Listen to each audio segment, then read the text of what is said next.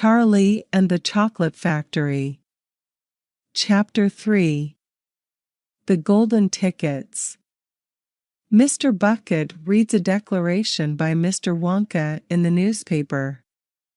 After 10 years of mystery, he is inviting 5 children to tour his factory.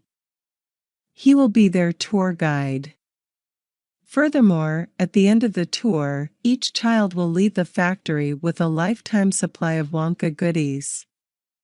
The 5 invitations to his factory are hidden within 5 Wonka chocolate bars in the form of golden tickets.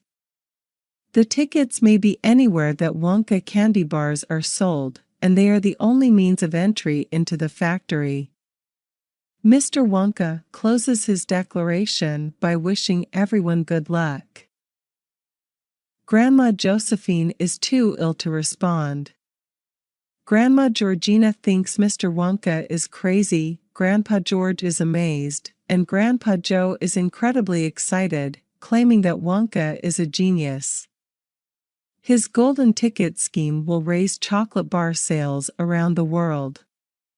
Grandpa Joe plants the seed in Charlie's mind that he could find one of the golden tickets, though Charlie assumes it would be nearly impossible. Grandma Georgina reminds Charlie that he has as much chance as anyone of finding a golden ticket when he receives a chocolate bar on his upcoming birthday. Grandpa George quickly contradicts his wife, explaining that Charlie only gets 1 bar a year and the winners will be children who can afford endless bars of chocolate. A newspaper article tells the Bucket family that Augustus Gloop, a tremendously fat little boy, has found the first ticket. The town in which Augustus lives throws a parade in his honor. His mother explains to the newspaper how proud she is of her son. She explains that Augustus was bound to find a ticket because of his gigantic appetite. After all, eating is his hobby, which Mrs. Gloop defends as being better than being a hooligan or playing with toy guns.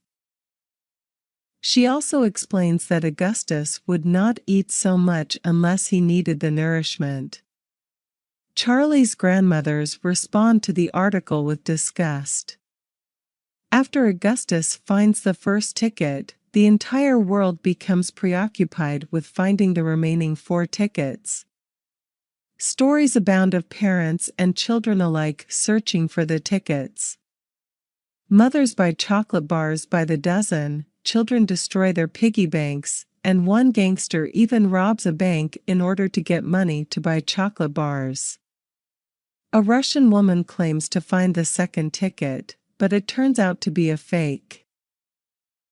An English scientist creates a machine to determine whether a golden ticket exists within a bar of chocolate without unwrapping it, but while demonstrating the machine he inadvertently steals a gold filling from a duchess's mouth. The second ticket is found on the day before Charlie's birthday. The newspaper reports that the finder is a girl named Veruca Salt. Her father is the wealthy owner of a peanut shelling factory, which is the key to Veruca's find. After Veruca demands a golden ticket of her father, he demands that all of his employees stop shelling peanuts and begin shelling candy bars until someone finds a golden ticket for his daughter.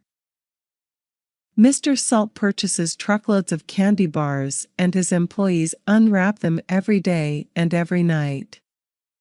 Veruca gets more and more angry with each day that passes, throwing temper tantrums and demanding her ticket. On the 4th day of the candy bar shelling, one of Mr. Salt's employees finally unwraps a golden ticket, which Mr. Salt uses to coax a smile from his daughter. Grandma Josephine and Grandma Georgina remark what a hideous girl Veruca must be. Even Charlie thinks Mr. Salt's behavior is unfair. Grandpa Joe explains to Charlie that Mr. Salt spoils Veruca and that nothing good comes from spoiling a child.